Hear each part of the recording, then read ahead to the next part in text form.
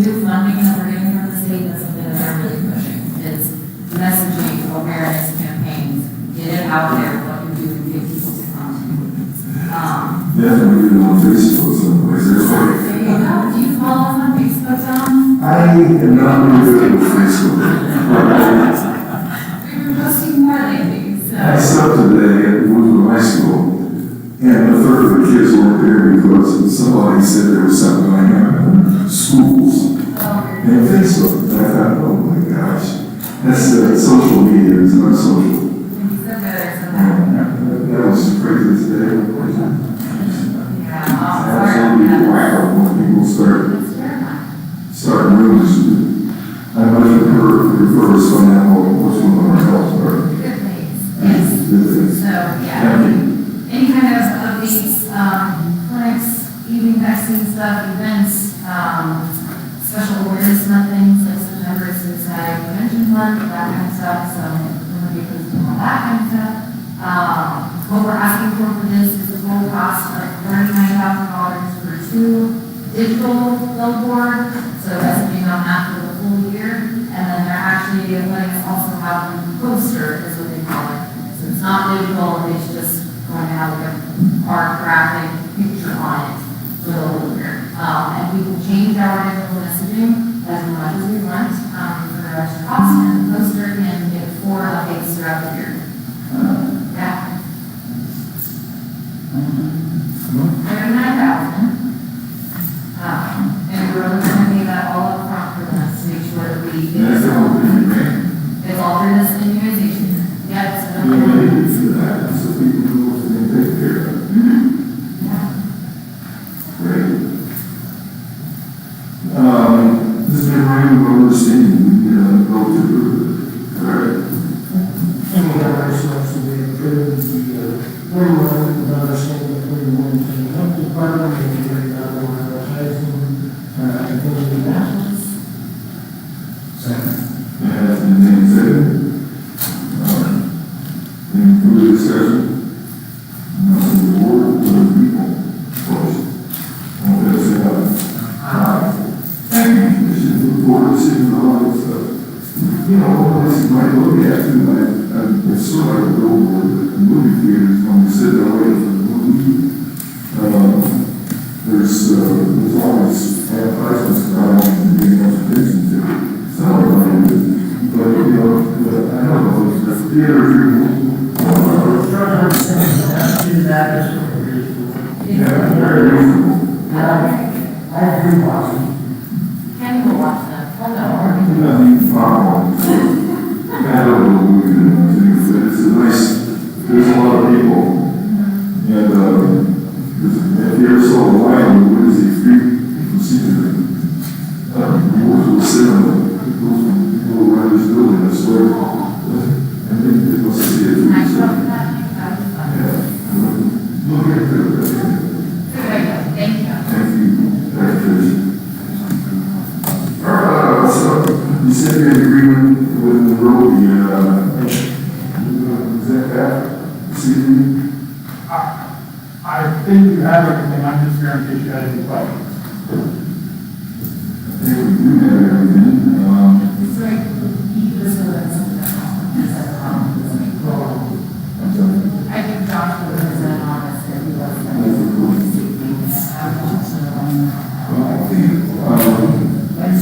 Say what explain what we're going to help you out with. Basically, No longer. Yeah, there's no here in the road. He's good.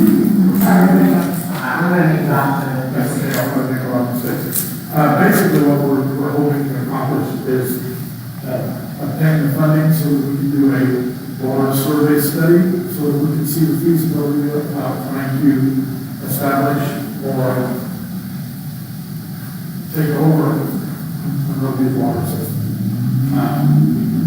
Given we're being held hostage by our current company, and we have a lot of things happening in the area that you're all aware, and this definitely is back. We'd like to try and rectify that problem, and we're hoping that you can help us with our funding on the study. And the contractors are for you with all the figures and the deadlines and all in place. And we're using Triad Engineering as a company, who has, they presented also to you all, their qualifications to do this. Triad's had a good relationship for many years. Triad has done very good projects, yes. And I believe that their outline of what they're trying to help us accomplish here is very good. And we're just trying to get the outcome so that we'll have adequate fire protection and service for our area. Well, your area is some of the fastest growing in the state. And definitely in the county. Definitely, yeah. For the record, please state your name. Oh, my Position. Yeah, I just want to hear. I'm one of the original callers. And I've been in Morgan County my whole life, it's Kevin Cole. In the spirit of transparency, we are. This is Second, it says, second, Kevin's question moved, but the one thing we have in common, they don't invite either one of us to the family reunion.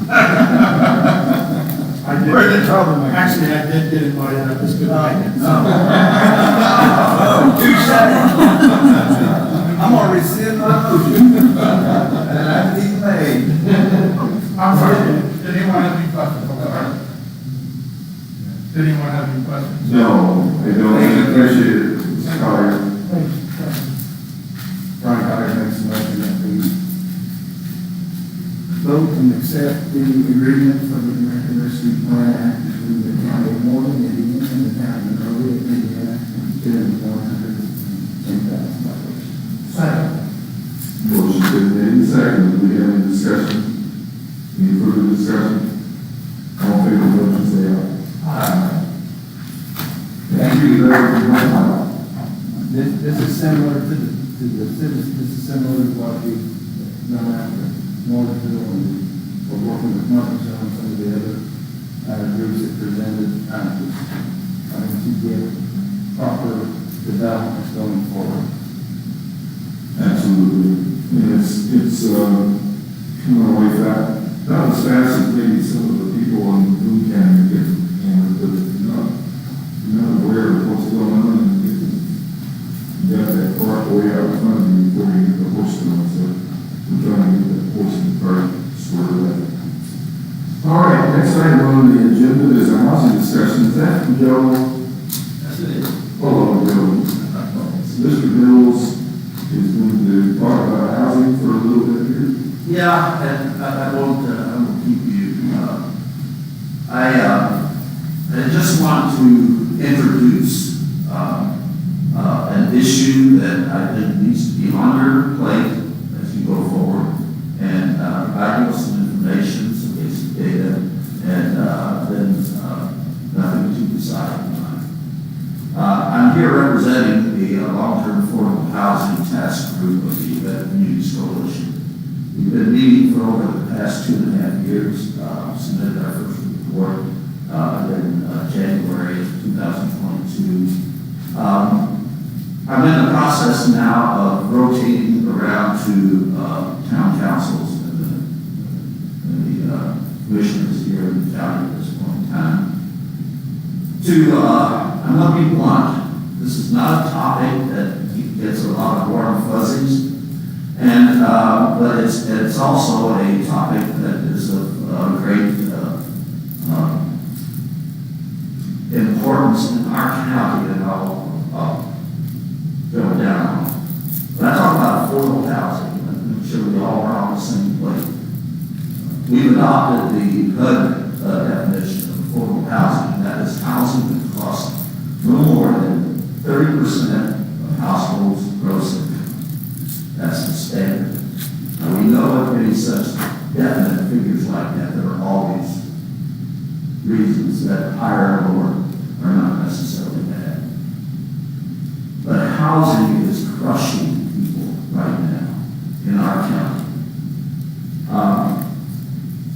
Rented in Morgan County, 2022 average, $1,153 housing costs. Housing being in this case, rent plus utilities. $1,153. That's up 22% in just 5 years. And it's escalating. Homeownership, housing costs include mortgage, interest, property taxes, insurance, utilities. And we don't see a lot about housing or homeownership affordability, except in the senior population.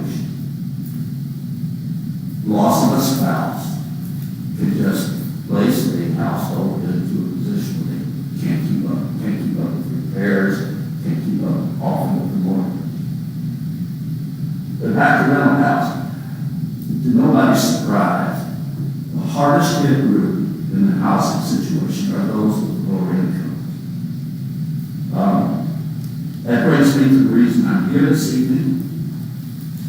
2022 data from the U.S. Bureau of Labor Statistics show that Morgan County's weekly wages are 23.6% lower than the state average.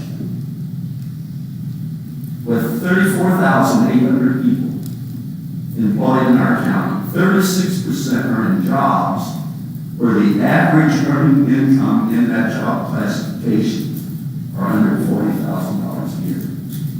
Under $40,000. That data doesn't tell all the story. Within other employment categories such as healthcare, manufacturing, and even government, where the earning averages are higher, there are employees with earnings less than $40,000. And so the question, so what? There are 3 housing markets in our county. There's an open housing market. You have property, you own property, you can rent it out. If the person can pay the rent, they get it. Government-supported housing, and I'll come back to that. And then what I've learned is what I call the undermarket. It's a part of the open market system, but it is definitely serving the population and with problems of condition of the housing units, sometimes the safety of those housing units. With the 2022 rental average, rental only, of $952, there are obviously some rental units lower than that, so it makes it for an average. But it is the undermarket that keeps that average down. In that same period of time, in 2022, there were 732 government-supported housing units in the county. That included 113 in what used to be called Section 8, or housing choice vouchers. The vast majority of these supported units are located in Martinsburg. Over the next 10 years, roughly half of those affordable housing units will go away.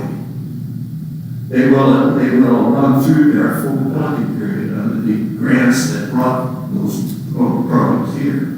And they'll convert to market rate. And if you own them, you would do the same thing, because you can get more money than the affordable housing grants.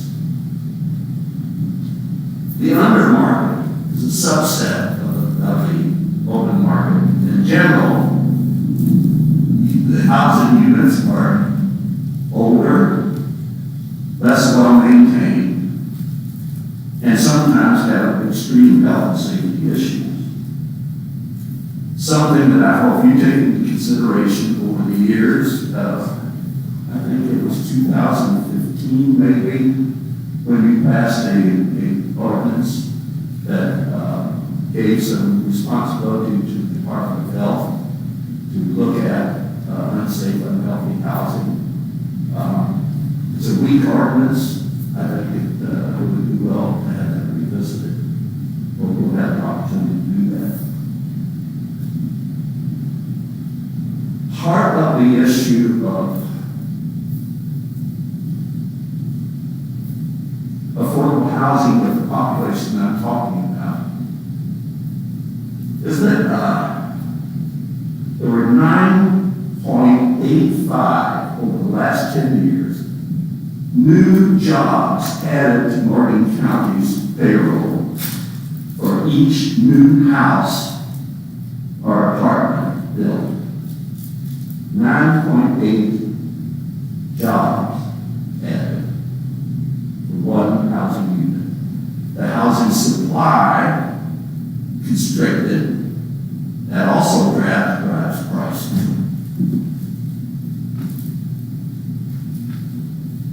But the jobs that we added, we didn't add a lot of livable wage jobs.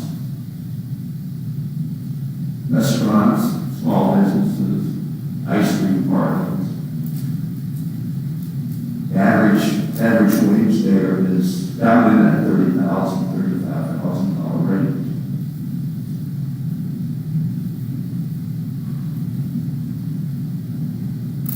During that same 10-year period between ending 2023, there were 34, in that 10-year period, 34 senior housing units added. That's the retreated mineral springs here in Martinsville, and 18 Habitat for Humanity homes. That's all in this category of affordable housing. Now, I'm going to say something that, say something like this, that, except this is truth. I believe the open housing market cannot satisfactorily address this population and keep their housing costs under that 30%. The math doesn't work. If any of us is going to build a house or build a set of apartments and then rent them to people that can only pay 30% of their income for them, we could make money. Losing proposition. The truth is, the only responsible way to develop affordable housing for this population is to work with government grants. We all know the history, and sometimes the bad history of affordable housing. If you lived through the 60s, in any community that had housing projects, I grew up in New Albany. And the housing projects were those people lived. We shoved them over into a corner and said, this is where you live. We're going to build a whole complex of units for you. It's a disaster. Another disaster. Affordable housing projects of today are much different.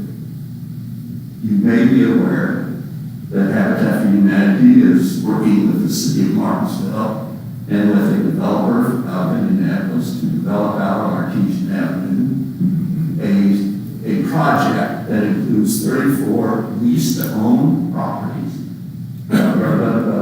townhomes that are going to be affordable from 30 to 80% income. We're going to have 6 Habitat homes on the property and a child care center. Child care center is a massive problem in our county. People who need to be able to go to work sometimes just can't because of the cost of child care. So it's a big need. So what you need to do, what I'm here to ask you to do, I'm asking you to revisit your thinking about housing in Morgan County. We have 5 comprehensive plans in our county. The county comprehensive plan being the largest. In 4 of those 5 plans, including the county's plans, the issue of affordable housing is just not dealt with at all. It's just not there. There's verbiage like we need housing for everyone.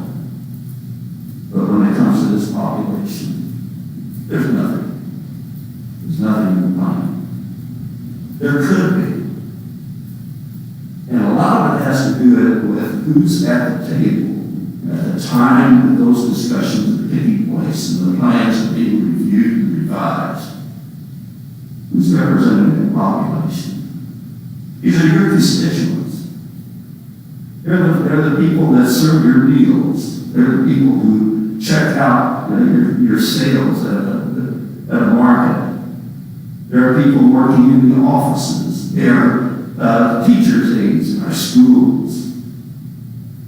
They keep our buildings clean. They're your constituents. They're getting crushed right now with housing, and it's a big issue.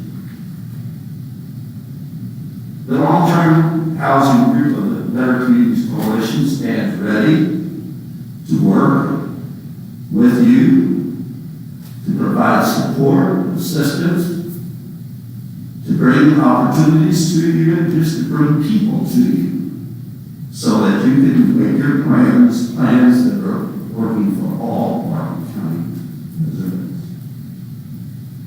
I want to thank Mark Carter for working with us on this project. Also sitting at the Better Communities Coalition is Trish Medford. And so, excuse me, it's good to be able to work with good people. We really appreciate it. I'd be glad to answer questions, but I don't want to take up more of your time. I just want to throw this issue out and hoping that it sticks and we can have further conversation. Thank you. Thank you, Joe, and I would compliment you very much on your work. I attend the Better Community Coalitions and I think that what I'd like to see two things or three things. One is those statistics you were at are very, very important for our decision making. So if you either be able to keep or you tell the whole chain or give them to us, I'd like to I scribble down a few things. Well, I just happened to bring them. I had two of the thoughts that I wanted to share with you. And I've been thinking about it, and sometimes just after our Better Community Coalition, because I really think that's a great organization, and I look forward to any time we meet. There's two things that I dealt with in this position. Well, one I dealt with in this position, one I thought I was in this position. First thing I dealt with is that we're a member of the South Central Community Action Program or something like that. And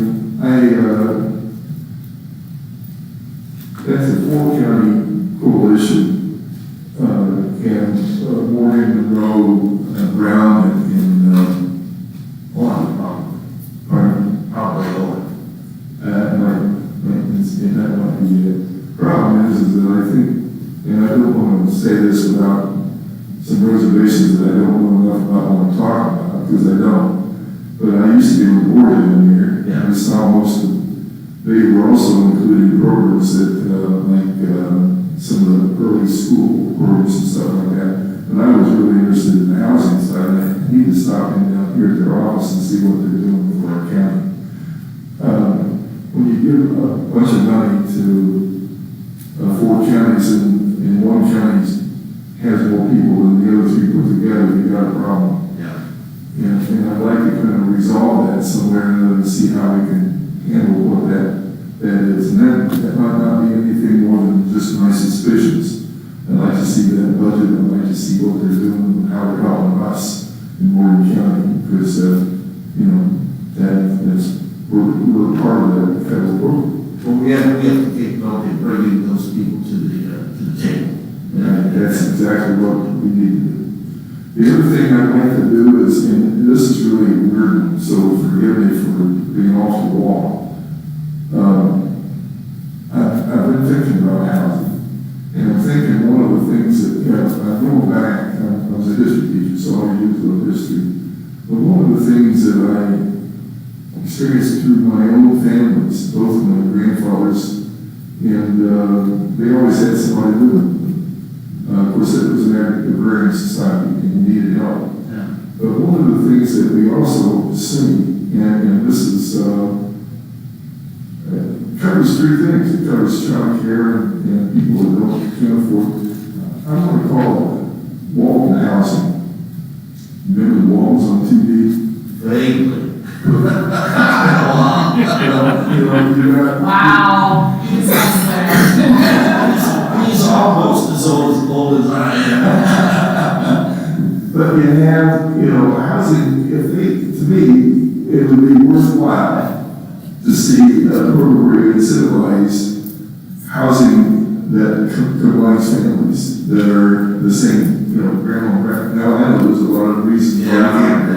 Yeah. But you take care of a lot of issues, and I'd like to see that kind of put on the side thing and say, look, here's a solution that we need to look at. Well, our population is changing.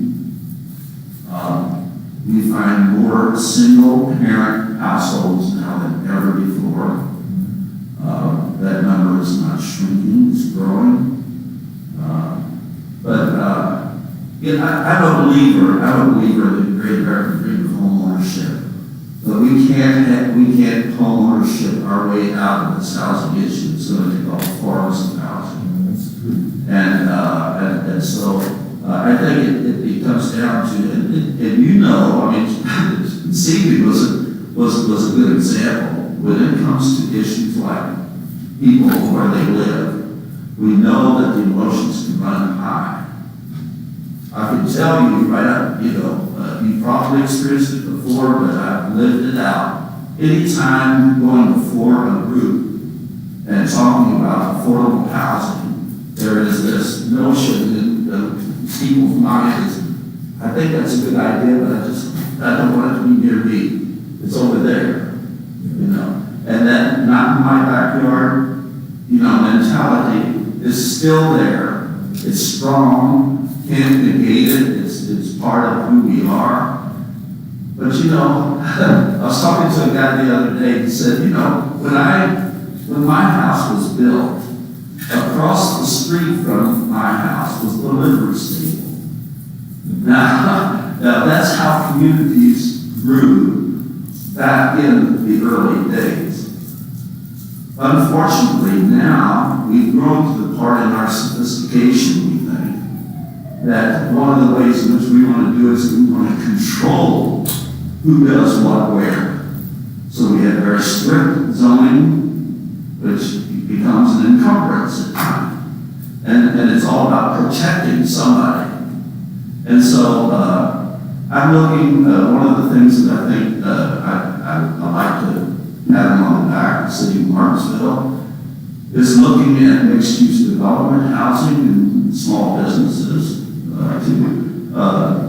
That it's a model that is due, and I think the longer we stay with our very strict boundaries and zoning requirements, the more of these problems we're going to have in getting the kind of something like It's a huge problem that needs addressing. It takes information that you're providing to help us. I should encourage it. Look forward to seeing more information from the Thank you, sir. Thank you, Joe, not just for tonight, for all that you've done throughout the years, Joe. All right, thank you. I've got one copy. Could I give it to him? I can send copies to you. Is that all right? Yeah, please do. Give it to the correspondent. It gets out faster than anything else. So thank you, Joe. Okay, we've got some old business to deal with here.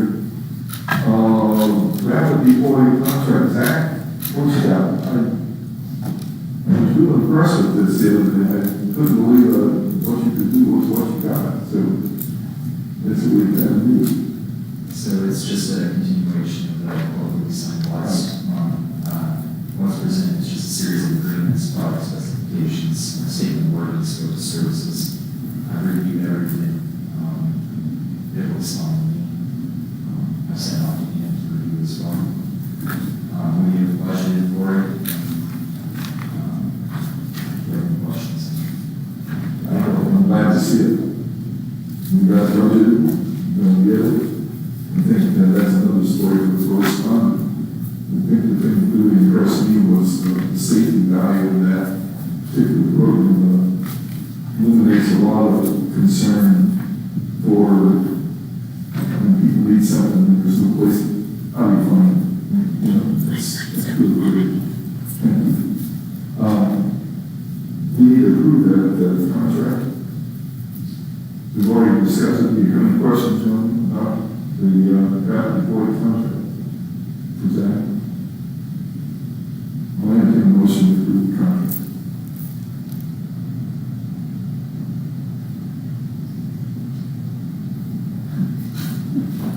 Yeah, this is a conspiracy, that's right. Make a motion. Bruce. Nobody's rules. Well, Robert's not even here.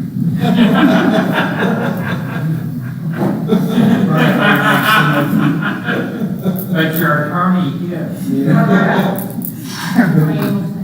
Yes. Brian Clark makes a motion that we accept the draft employee contract. I'll say it, I can do that. Are you gonna wait the second reading? I was gonna second it if you didn't, let's do it. All in favor of the motion, say aye. Aye. Thank you, Zach, for chasing that down. All right, ordinance 2414 cemetery access is not to be discussed. Not to be discussed, Mr. Williams. Table that, sorry. Sorry. We're not quite ready. Brian makes a motion to table. Second. All in favor of this tabling ordinance 2414, say aye. Aye. It is tabled. Other businesses and important business notices. Brian Clark makes a motion that we send our court notices onto our insurance. Second. Motion been made, seconded, all in favor say aye. Aye. Motion passes 3-0. Good morning. Oh, no, you don't get up anymore. I want to see your shot. What you got? I wanted to just provide a quick update. So as many of you know, we have our bridges inspected every 2 years, which is a federal requirement. So August is our compliance month, so we just wrapped up all of our inspections of our 157 bridges. On this go around, there was a bridge that found a crack in one of the pre-stressed beams that was out there, and it dropped the load rating on that bridge significantly, so I wanted to bring that to the public's attention. We had a load post. It is. This is bridge number 53 on Firehouse Road. So this is a pre-stressed concrete box beam bridge, and it was originally had a posting of 21 tons for a commercial vehicle, but after our inspection, they found a longitudinal crack in one of the beams on the inspan. Unfortunately, due to that type of beam and the pre-stressing steel that's in it, there isn't much redundancy in the design of that beam, such that if we're one failed strail, if one strand were to fail, there's not a whole lot of other ones there to help pick up the slack and carry the weight. Due to that, the new posting on the bridge is 8 tons. Yes. Is that due to the farm trucks? They're not happy because I've been getting some calls from those guys. My phone's been ringing off the wall on that. Yes, so what I've been telling our constituents is, I don't do this for the fun of it. We do this for public safety, you know. That's why we have these bridge inspections, you know. We catch these things before something catastrophic happens.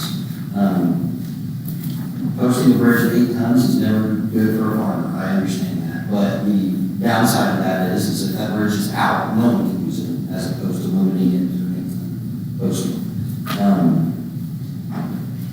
Unfortunately, there is no good repair other than replacement for this style of beam to correct this posting.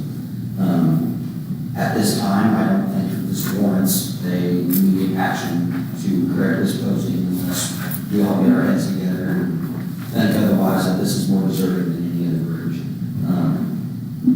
You know, we have several low-posted bridges throughout the county, and we would have to pick this one and make sure it's more special than any of the others just tackle it first.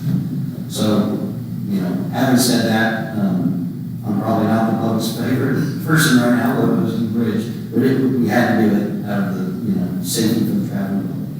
That's why we get up there and let you guys know that, see if you have any questions about it. Sure. When can you replace it? What's that? When can it be replaced? Well, if we were to go through the federal rate route, through NDOT, this current fall coming up, they won't start construction until about 2030. That's just where they're at with their funding. If we want to move faster, we would have to utilize local funds. And What's the cost, or you have an estimate of anything? this is pretty new. I haven't done anything like that. Well, I think we can find out so we can react. Sure. I don't know, it's Bridge 53, where is it? Fire Station Road. Green County, Fire Station Road. I was wanting to tell all three of them to call Brian Schreiber, it's his district, I was very glad to see I carved that out.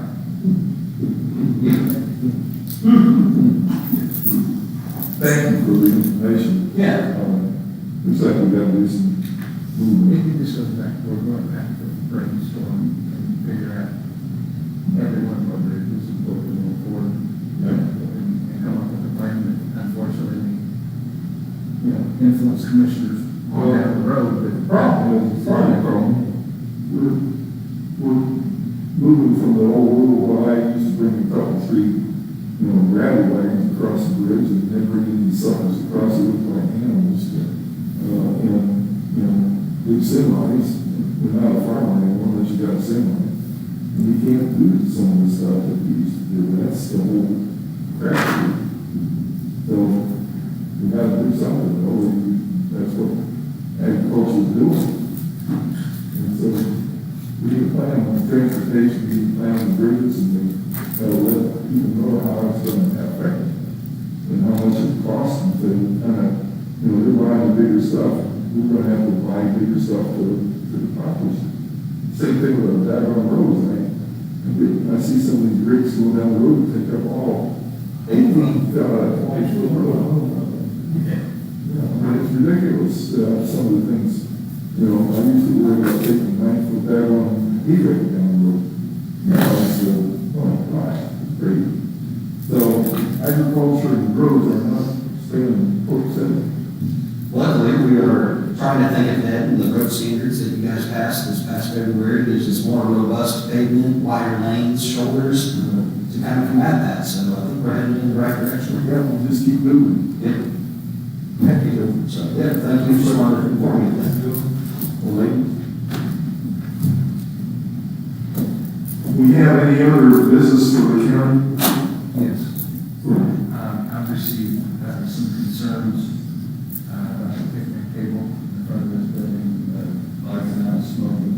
And people have said that they have to walk through smoke to get into the building. So either that's got to be turned into a smoking area or move the table.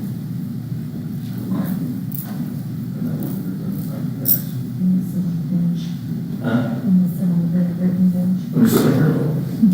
Didn't hear what you said. Then I'll set them to bring the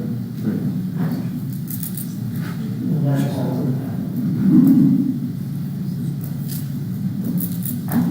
I know, this attorney has an 8-foot rule, because that seems to be the popular sign that's often posted in front.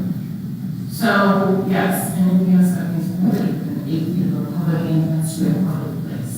And so that is an 8-foot rule, that does not mean that you did not extend. So we do have the power to extend things, but We have the power to extend more than the equipment. Okay. in a I form mean, you of- could, Technically, not to live down the power that you use in your campus. No, I was thinking the fairgrounds is supposed to be. I would suggest that it is possible that you could do however you want to do the ordinance or whatever you wanted to do. Well, I don't think we're gonna do it tonight, it's about wore out. No, gosh, we cannot go through suspending the rule again. so if you're asking me if I would craft an ordinance that would allow you to do something with respect to that, I just tell you what Could you do that? I Would you please? will, in fact. Thank you. We'll table it 6 times and Brian will sign it in the line. Yeah, I think That's that how, needs that's to how be we do it. addressed. Okay. And, I think it's very important to definitely provide consensus in the board. Yes. Okay. Thank you very much. Thank you for the, for the camera. The meeting's on, I want to make one comment about what we did this evening. Yes, sir. I feel for him in his situation, but that is what happens when a community starts to develop. That's what happens. I get phone calls, and this is why I live down here. I want to live out in the middle of nowhere. I don't want neighbors, and I don't want this, and we don't control that. So I see that happening more frequently in the near term future. I did hear him, I want to be clear that I heard him, but that's staying by my own. Yeah, and only here, I thought it was, when you discussed it, I suppose. But I understand concerns, that's why planning and zoning is so very, very important. What we do and what we've done with the buffer zones, it's been, this goes across some routes, but I think it's actually brought together a consistency, thing that we can all understand where we are and what we're doing. With, especially that person, Kenny's worked with planning and zoning for years. So we know, Amity County's, every time I turn around, we're seeing some things, people coming in and looking at what we're doing, and we're on the cusp. And then one last comment with the engineering here. Everyone complains about taxes, property taxes, and I can prove mathematically that if you go into averages, I pay more than the average bear. But when the bridge goes out, they want it fixed immediately. And you heard him state that the funding mechanism to help us with bridges is all the way out until 2030. So I get real nervous when people pound the table on lowering tax and lowering this and lowering that. Everybody wants it lowered until it's their backyard. And I don't control either one of those, contrary to popular belief. But that's a prime example of where your taxes do go. And to fix something of that nature could take all the way to 2030. Yes, sir. And I just clock back. Just clock back in 15 minutes ago. All right, we better go talking, and thank you all for your attendance. Joe, I appreciate you listening, Trish. I'm looking forward to the billboards. Kenny, real nice motion to adjourn. Second. All in favor, say aye. Aye.